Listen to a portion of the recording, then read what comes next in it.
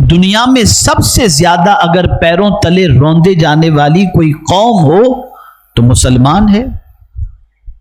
سب سے زیادہ پیروں پہ آنے والی اور ٹھوکروں میں آنے والی اگر کوئی قوم آج کے دور میں ہے تو مسلمان ہے. سب سے زیادہ پستی کی طرف جانے والی اگر کوئی قوم نظر آئے گی تو مسلمان ہے. تو قرآن تو کہتا ہے کہ مراد کو پہنچے، بے شک مراد کو پہنچے ایمان والے. تو اب یہاں میں آپ کو سمجھا دوں، تھوڑا سا قرآن کی روشنی میں اپنے ایمان کو جانچنے کی کوشش کریں کہ جو ایمان قرآن چاہتا ہے وہ ایمان ہمارے پاس ہے یا نہیں. اب آئیے قرآن کسے مومن کہتا ہے؟ تو قرآن کہتا ہے انما المؤمنون الذین اذا ذکر اللہ وجلت قلوبہم وَإِذَا تُلِيَتْ عَلَيْهِمْ آيَاتُهُ زَادَتْهُمْ ایمانا. مومن وہی ہے کہ جب اس کے سامنے اللہ کا نام لیا جائے، اللہ ذکر کیا جائے تو اس کا دل لرزنے لگتا ہے. یہ ہے مومن.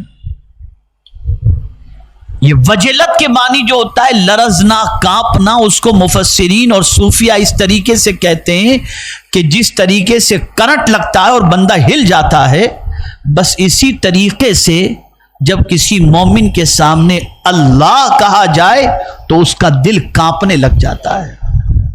اب تلاش کر لیجئے ایسے مومن کہاں ملیں گے آپ کو. اسی لیے لاکھوں کروڑوں میں ہونے کے بعد بھی وہ ایمان اور وہ ایمانی اوصاف جو ایک مومن میں ہونے چاہیے وہ نہ ہونے کی وجہ سے آج ہماری پوزیشن یہ ہے کہ ہم جھاگ کی طرح ہیں کہ ہماری نہ کوئی قیمت ہے، نہ ہمارا کوئی روب ہے، نہ ہمارا کوئی دبدبہ ہے. اور جن کے پاس ایسا ایمان تھا کہ ان کے سامنے اللہ کہا جائے تو دل لرزنے لگ جائے، تو وہ تنہا تھے تو لاکھوں پر بھاری تھے. وہ تنہا تھے تو لاکھوں پر بھاری تھے. اور پھر قرآن کہتا ہے وَإِذَا تُلِيَتْ عَلَيْهِمْ آيَاتُهُ زَادَتْهُمْ ایمانا. اور جب ان کے سامنے آیات کی تلاوت کی جاتی ہیں تو ان کا ایمان بڑھتا چلا جاتا ہے. قرآن سن کر کے ان کا ایمان بڑھتا چلا جاتا ہے. اور یہاں قرآن سن کر کے مسلمان پریشان ہوتا ہے کہ کب ختم کریں اور کب ہماری جان چھوٹے. ہے کسی میں قرآن سننے کی لذت کا جذبہ؟ تو ہمارا حال تو یہ ہے کہ قرآن سن کر کے ایمان بڑھنے کی بجائے معاذ اللہ طبیعت میں بورنگ محسوس ہوتی ہے.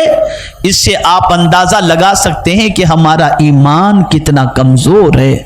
صحابہ کا ایمان دیکھیں کہ رات کو جب ان کو نیند آنے لگتی تو وہ اپنی نیند کو اڑانے کے لیے قرآن کی تلاوت کیا کرتے ہیں.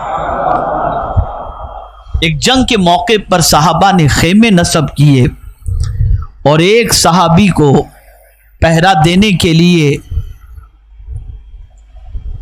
مقرر کیا گیا کہ قافلے والے خیمے کے اندر آرام کریں گے اور آپ میں کون ہے جو پہرا دے گا، رات بھر شب بیدار، رات بھر جاگ کر کے اس خیمے کی حفاظت کرے گا، صحابہ کی حفاظت کرے گا.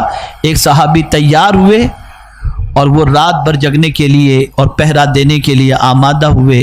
جب سب سو گئے تو رات کے آخری پہر میں ان کو بھی جھپکیاں آنے لگی تو وہ کیا کیے، وضو کی اور کھڑے ہو گئے قرآن پڑھنے کے لیے.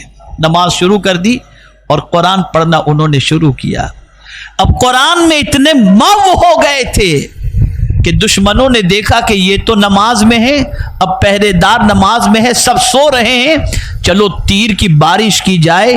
تو مسلمانوں پر تیروں کی بارش جب ہوئی تو تیروں کی سرسر کی آواز بھی ان کو نماز سے ہلا نہ سکی. صحابہ بیدار ہوئے اور بیدار ہو کر کے ان کو محسوس ہوا کہ تیروں کی بارش ہو رہی ہے، باہر دیکھ کر کے باہر نکلے اور دیکھا پہرے دار کیا کریں، تو دیکھا پہرے دار تو نماز کے اندر مصروف ہیں۔ اللہ اکبر، سرسر کی آواز جو ہے یہ سونے والوں کو تو جگا دی، لیکن جو نماز میں مصروف تھے اس صحابی کو پتہ ہی نہیں چلا۔